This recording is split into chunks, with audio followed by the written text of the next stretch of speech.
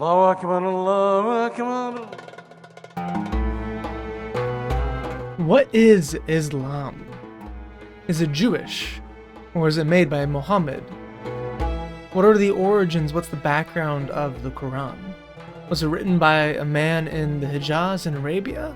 Or was it written by Jews in Babylon? What is the Sunnah? Is it the stories of a real man?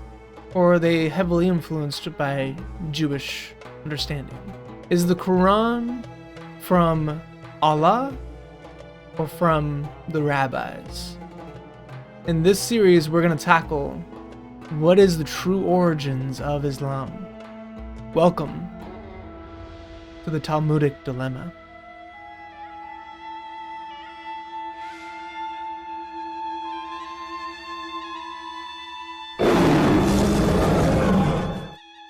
In the last few videos, we went through Judgment Day in the Quran and compared it to the Talmud. Well, in this video, we're going to do a general overview of the different sections of Judgment Day, and then also update our final count that we're working towards right now. So, going through, we have at least 15 different ideas of Judgment Day that are copied directly from the Talmud, from the rabbis, into the Quran. And they are Judgment Day being ushered in via a trumpet call or a shofar blast. We get this in Rosh Hashanah 16b 12. We also get in the Mishnah, Rosh Hashanah 1-2, we get that a trumpet blast will happen because Judgment Day is supposed to be happening on Rosh Hashanah. So Judgment Day is ushered in the Quran all over the place. We get that there's this threatened day that comes with the trumpet blast. Well, threatened day is Judgment Day. So that same motif is identical between them. We also have in Rosh Hashanah 16b 12 through 15, Hakiga 16a 17, Shabbat 119b 3, and Koleth Rabbah 12:14,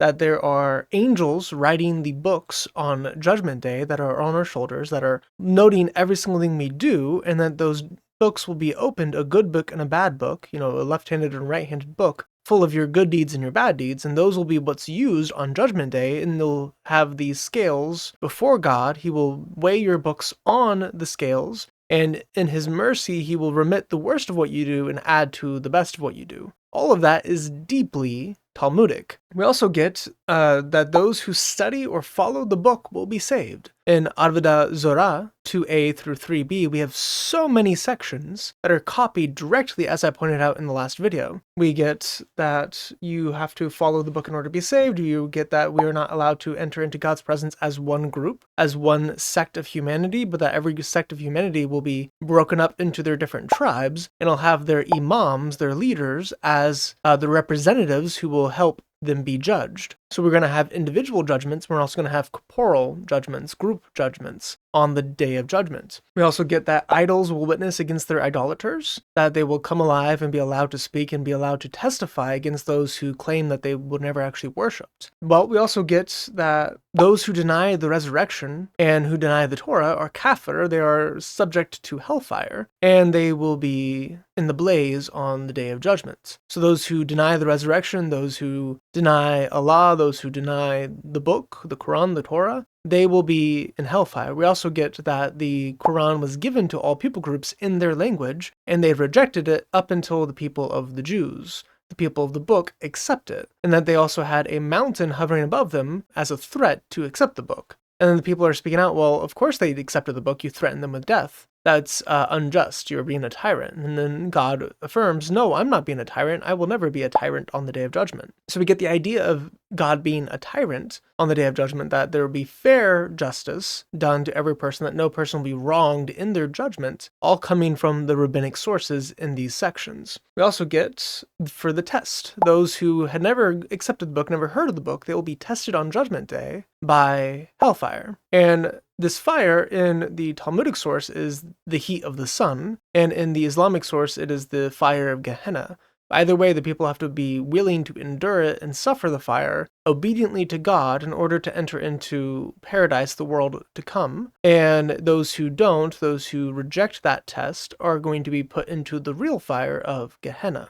We also get that body parts are witnesses. In Haggadah 16a, verse 17, we get that the limbs of the people will testify against them. So not only will the earth testify against you, the heavens will testify against you, the Torah will testify against you, the limbs of your bodies will testify against you. So we have the books, the angels, your own body parts, your own soul will testify on the day of judgment against your actions, against what you used to do. So those motifs of everything becoming, being able to speak and coming alive and be able to testify on the day of judgment, that comes from the rabbis as well. We also get the black faces on the day of judgment, being sooty like the bottom of a pot, because of the smoke and ash of Gehenna. Those who reject God will have their faces blackened on the day of judgment. We also get bodily resurrection from the graves. All over the Quran and all over the Talmud, we get that bodies are going to be resurrected from dust, from ash, from nothingness, that God can recreate us from the dust. And there's proofs in both books that are similar on how God can do it. So we get so much of this content directly from the rabbis. It's actually kind of staggering how much there is. We also get that there will be those who testify against them during Judgment Day. They will deny having worshipped false gods. They'll deny being a mushrik. They'll deny not having the book, not having the ability, the hujjah, in order to defend themselves. They'll say, we're just ignorant of it. And then God doesn't let them do that. He calls them fools. And he says that your money and your actions cannot spare you. None of your defense, nothing can come to your defense on Judgment Day. You have no partners. You have nothing that can intercede for you on Judgment Day.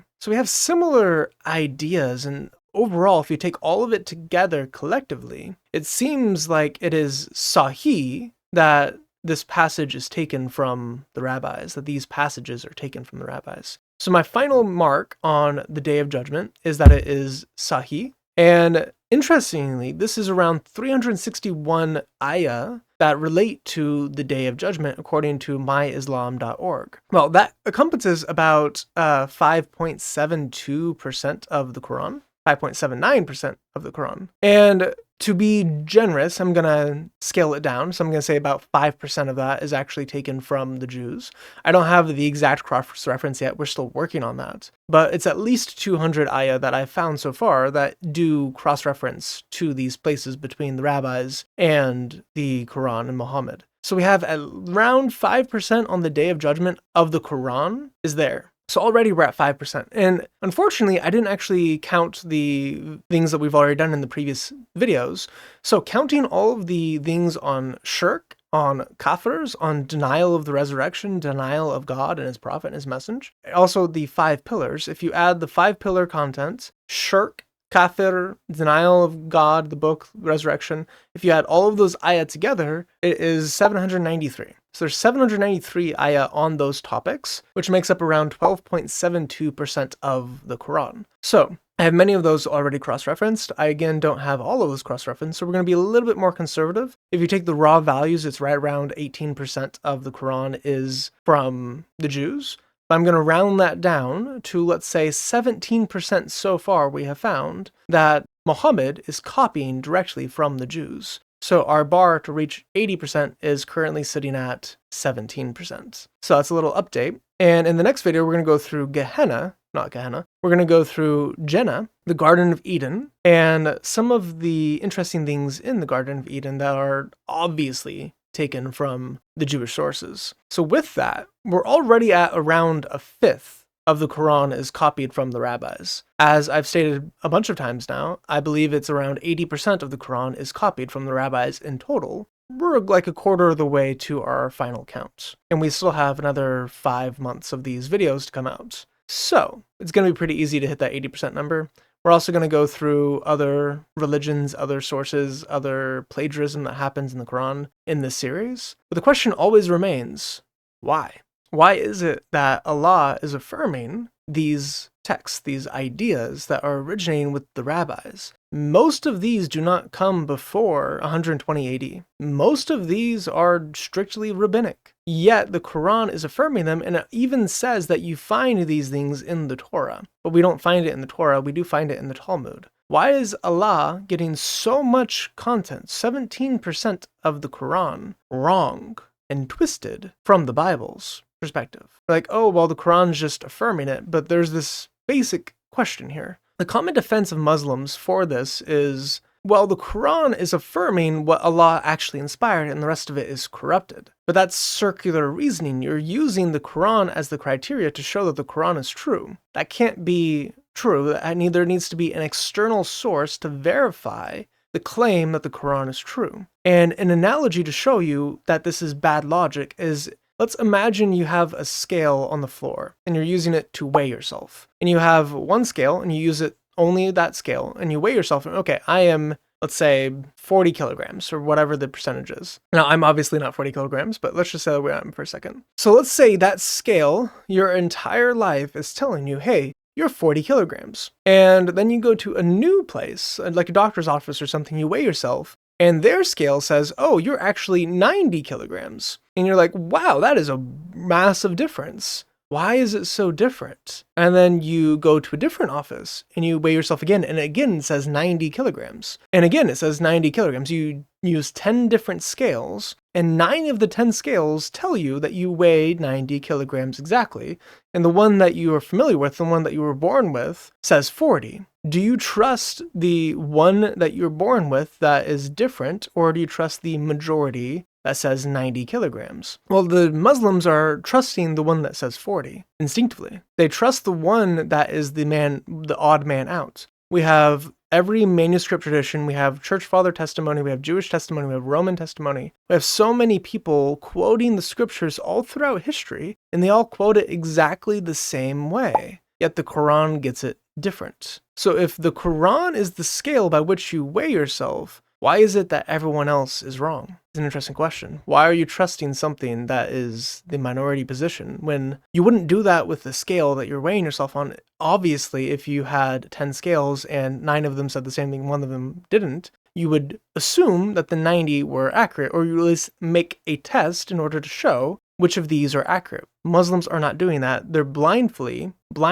trusting the bad scale. We have a good scale. Test it. Test the scales. See which one is true. Come to Christ. May the grace of the Lord Jesus Christ, the love of God, and the fellowship of the Holy Spirit be with you always. Goodbye.